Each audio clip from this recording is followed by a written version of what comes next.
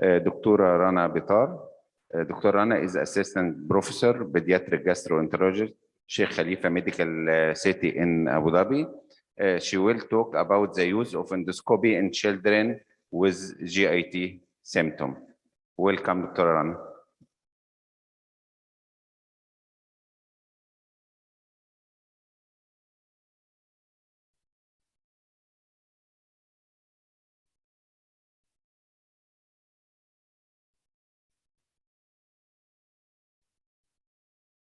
Good morning, everyone. Before I start, I really want to check the slides. Yeah, okay, great. Good morning, welcome everyone. I'm really pleased to be presenting after Dr. Iftikhar because he has given us a very nice, wide presentation of GI symptoms when you need a pediatric surgeon. I will be talking about the role of a pediatric gastroenterologist, the need for endoscopy in children who have GI symptoms. So we work really well in collaboration. We need each other. The pediatric gastroenterologist needs a pediatric surgeon, and the pediatric surgeon needs a pediatric gastroenterologist, because some of these patients that come to us, we realize they don't need the surgery, they need gastroenterology, and the other way around. So I will start by, I have nothing to disclose, and I will start by,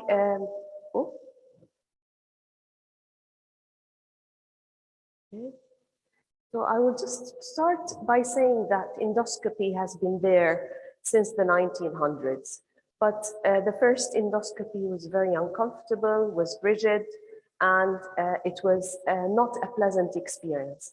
The first pediatric endoscopy was performed in 1970, and then the endoscopy kit became better, it became flexible, and became fiber optic in the 1970s. It wasn't until the 1980s where the video endoscopy that we use nowadays was started to be used. And at that time, it was initially used in adults as normally what happens. And then we later started using it very widely throughout the world to look after children. And so the need for endoscopy, not all children who come to us with GI symptoms need endoscopy, and only a very small minority need endoscopy. Endoscopy usually is needed when we need histological diagnosis for certain disorders, when there's a need for specialized endoscopic treatment, when there are severe symptoms or patients are not responding to conventional medical treatment.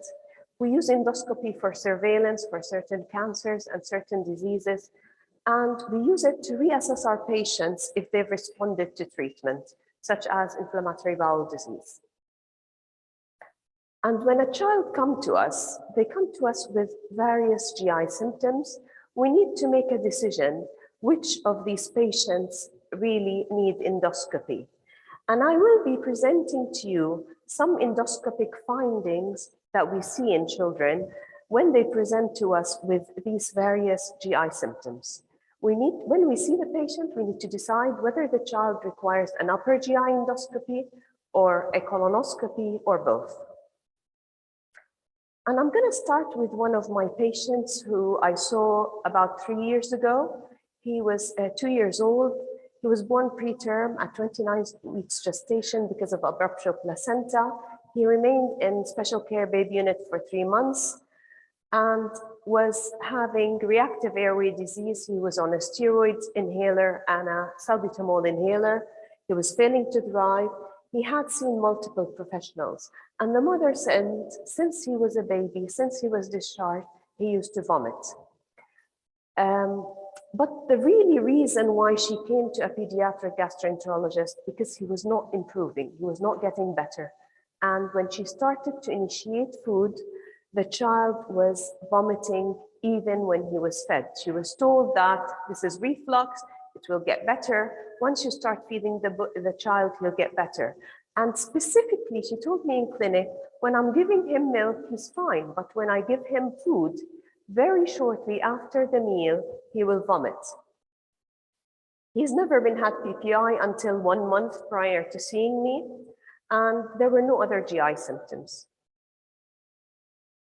He was delayed and he was seeing a pediatric neurologist. Mother was asked to do an MRI head scan, but she refused. She was worrying about general anesthesia.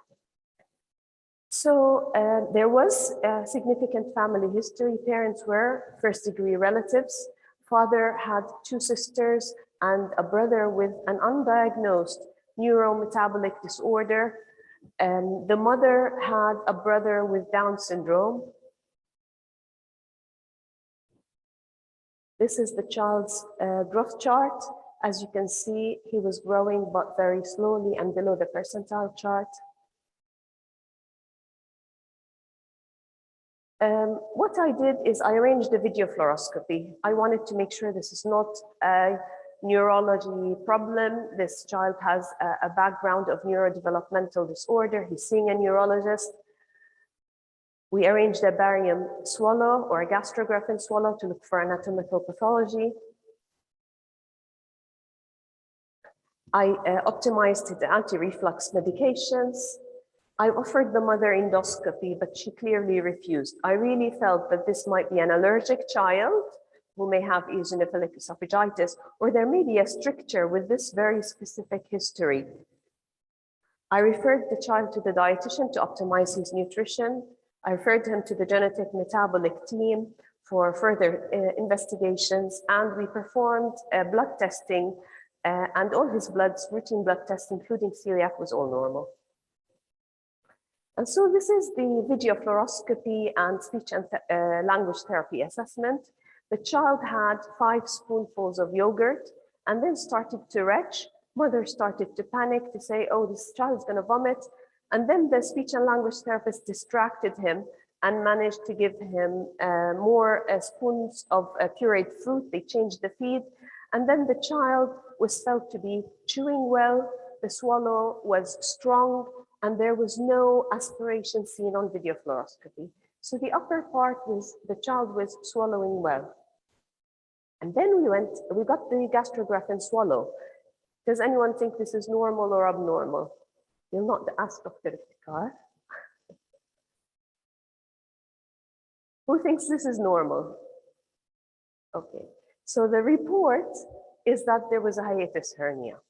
There was a hiatus hernia with food debris stuck above the lower, in the hiatus hernia, and there was some mild dilatation of the proximal esophagus. This is the typical appearance of a hiatus hernia on imaging. But what do you find if we do endoscopy on this patient? Because this is what I'm talking about today. So if you do an endoscopy on this patient early on in this disease, what you can find is some esophagitis. The child's refluxing and there's some esophagitis. If you leave this child to reflux without treatment, then the esophagitis will get worse and the child will develop more severe changes in the lower esophagus. But if you leave him long enough, this will stricture. This reflux and this inflammation will start to develop into a stricture. Initially, it will be an inflammatory stricture with inflammation and ulceration, and then it develops into a fibrotic stricture.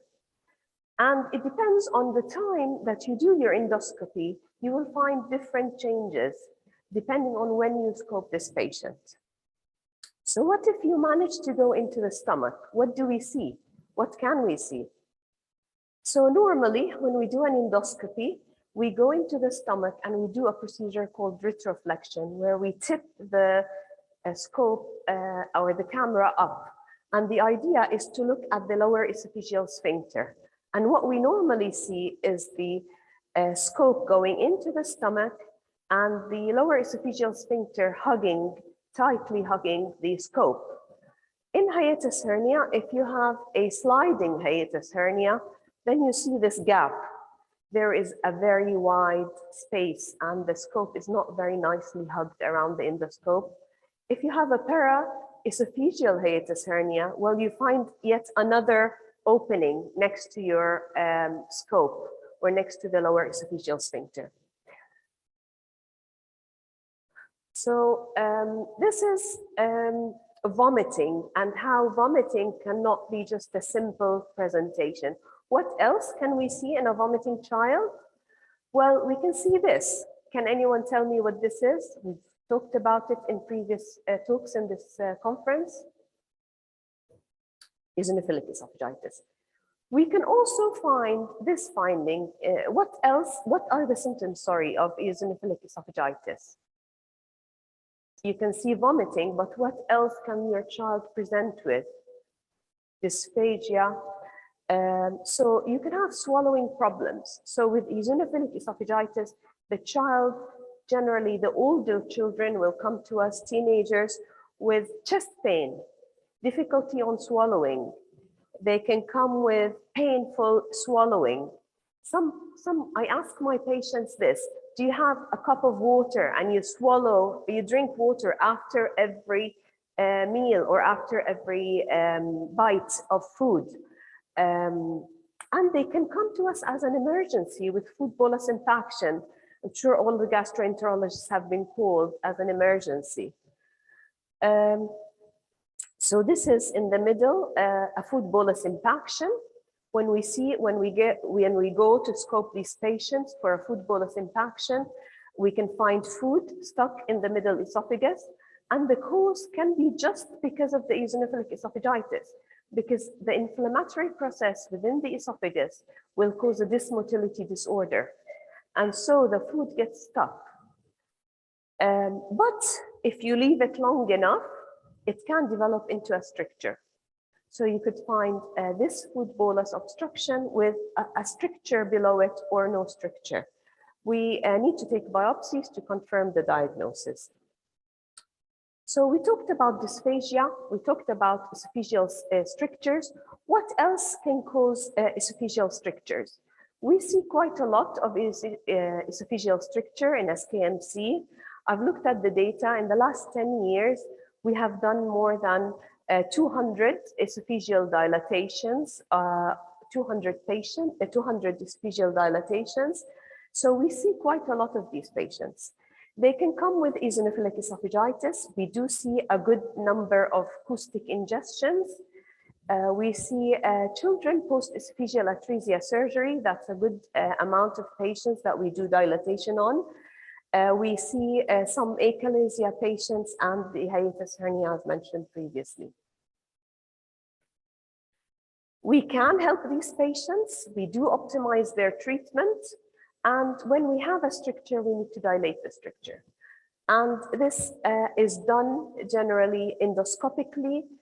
The first photo is the stricture. In the photo B, we are introducing the dilating catheter. The dilating catheter is, or the balloon catheter, is advanced under direct vision. We see it as it goes through that stricture. Then we, in photo number C, we inflate the balloon.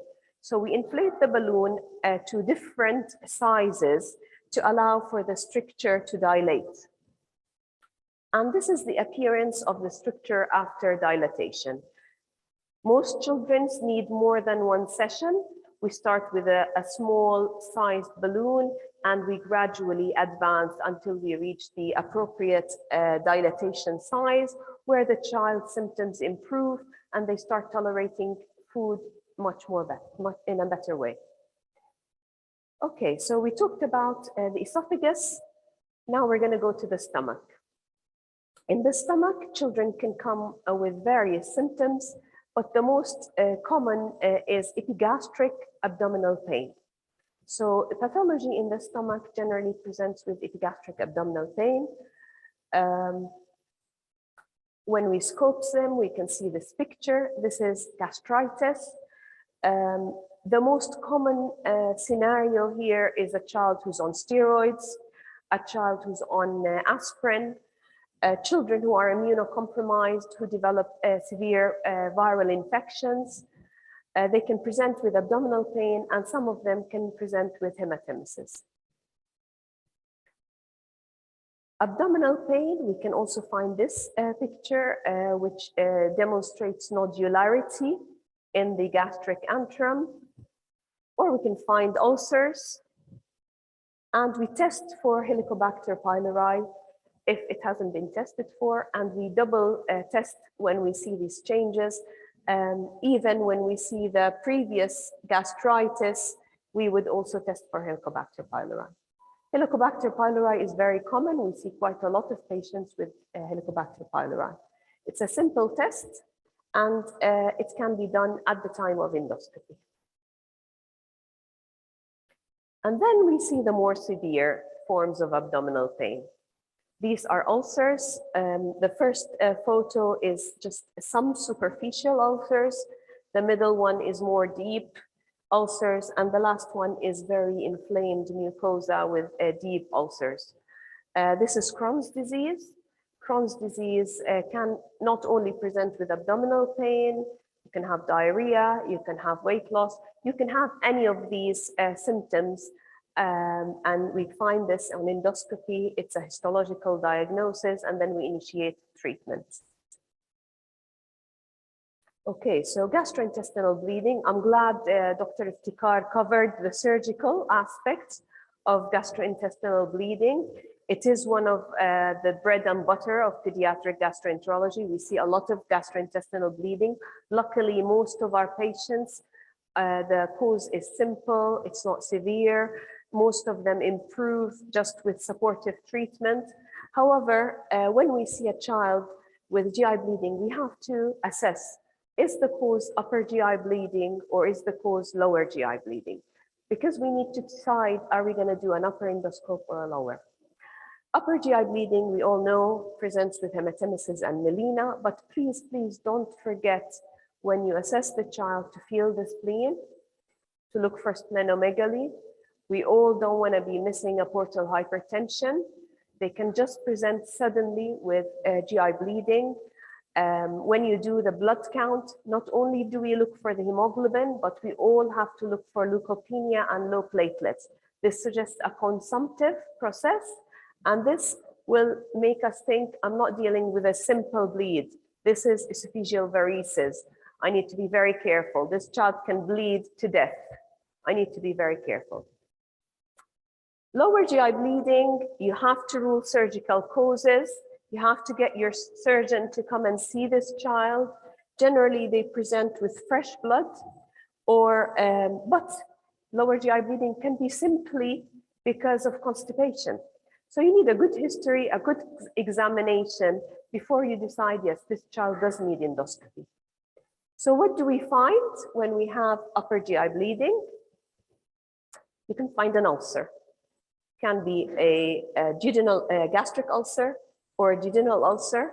You can be very unlucky and go in and you find the ulcer bleeding in front of your eyes. And this is when you need to perform therapeutic procedures. This is when we stop the bleeding when we do the endoscopy. There are different ways.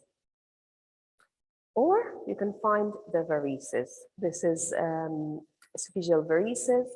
The child ideally should be optimized. We should stop the bleeding before we go in and perform banding. Lower GI bleeding.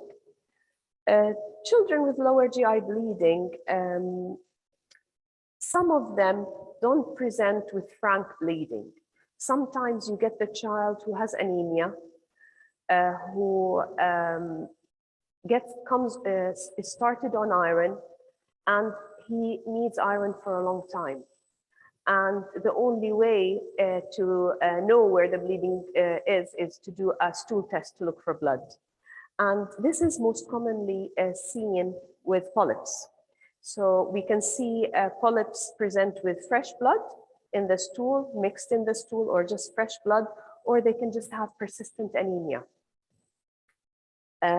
We have seen polyps. When we see polyps, we take them out, we send them for histology, and then we decide on what is the etiology of the reason for the polyp. And we can find multiple polyps, And these patients need surveillance, and we need a surgeon at the end in certain diseases such as familial adenomatosis polyposis coli. And then we see the colitis, and we see our IBD and ulcerative colitis and allergic colitis, but most likely we see the ulcerative colitis. So in summary, I hope I've presented to you the most common endoscopic findings that we see and we treat for children with GI disorders. I would say that not all children will require endoscopy. We are here. Please refer the patients that you think may have a disease that needs endoscopy to us, and we will try our best to help you. And thank you very much.